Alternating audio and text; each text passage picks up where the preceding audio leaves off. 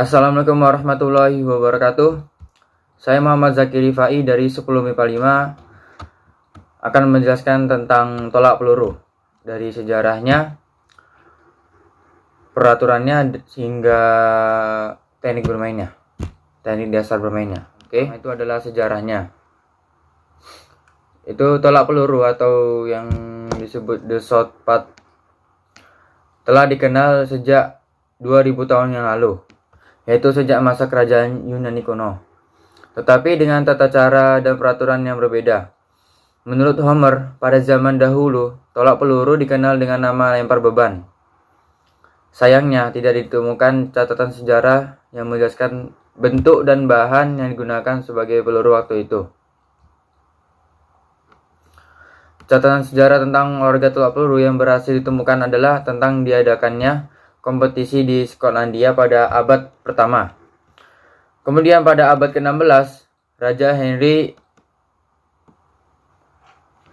Sabar, angkat jemuran.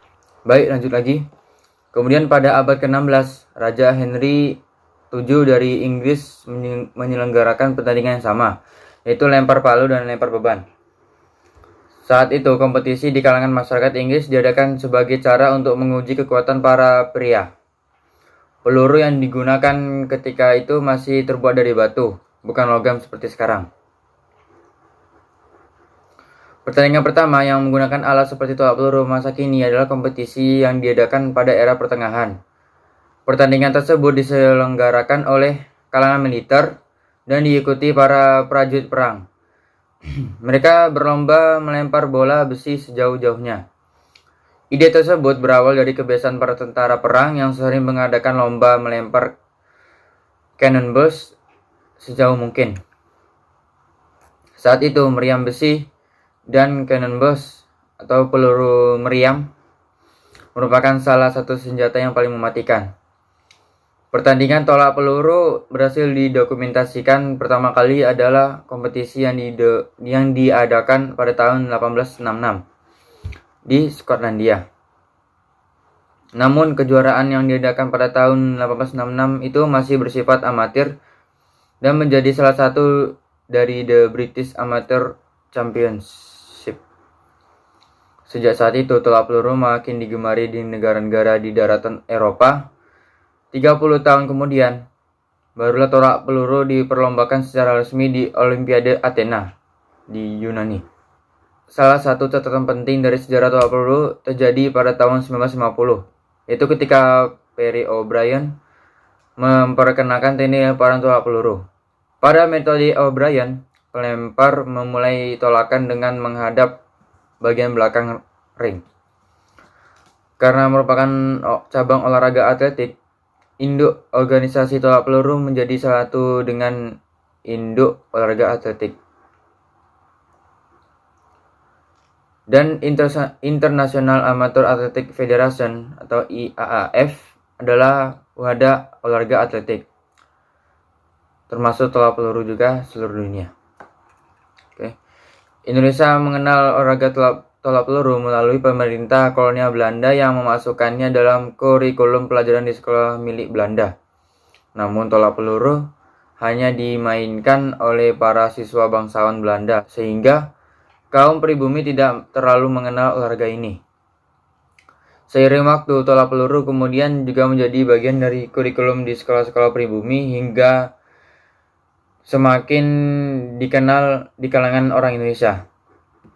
Karena belum memiliki wadah sendiri, tolak peluru berada di bawah organisasi NIAU yang bertanggung jawab mengadakan kejuaraan atletik. Oke, lanjut yang kedua yaitu adalah peraturan dalam permainan tolak peluru. Oke, yang pertama yaitu atlet diperbolehkan memasuki lingkaran tolakan dari arah mana saja. Biasanya para atlet memilih untuk memasuki lingkaran dari samping dan belakang. Oke, yang kedua, atlet tolak peluru hanya diberi waktu selama 60 detik untuk menyelesaikan pertandingan, dihitung sejak namanya dipanggil. Jika dalam waktu 3 menit belum juga melakukan tolakan, atlet dikenakan didiskualifikasi.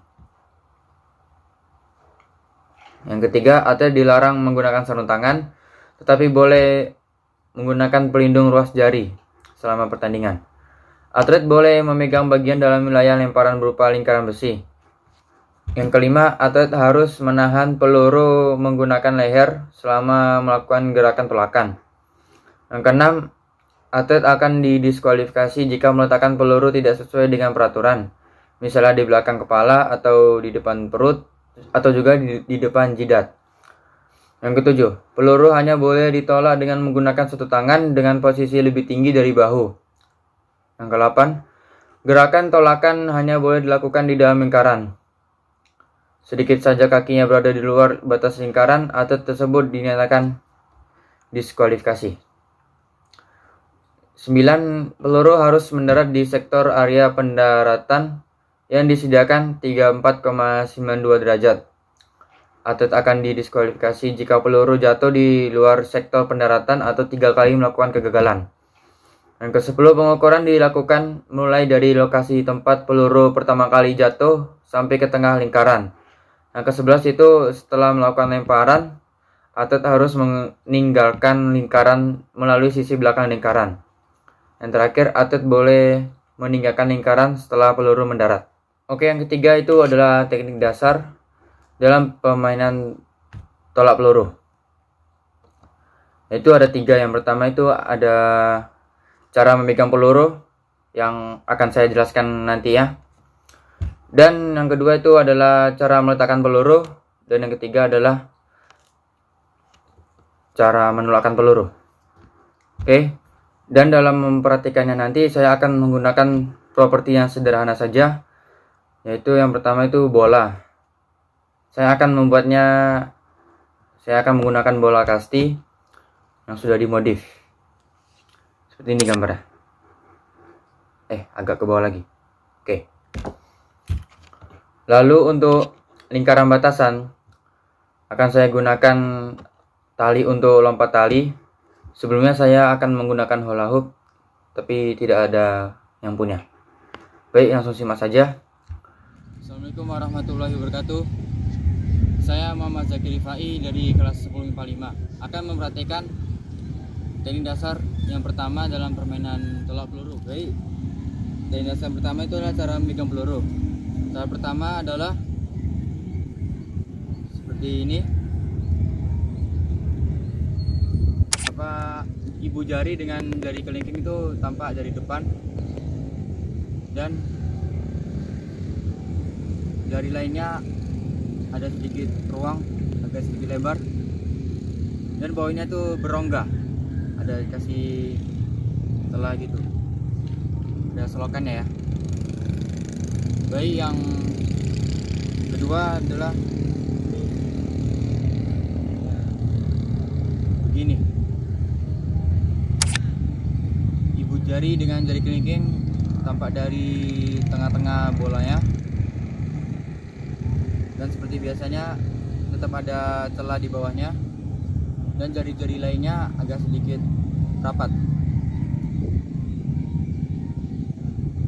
Baik, yang ketiga adalah seperti ini. Ibu jari dan jari kelingkingnya tampak dari belakang, dan bawahnya tetap dikasih celah borong-borong gini, dan jari lainnya rapat seperti ini.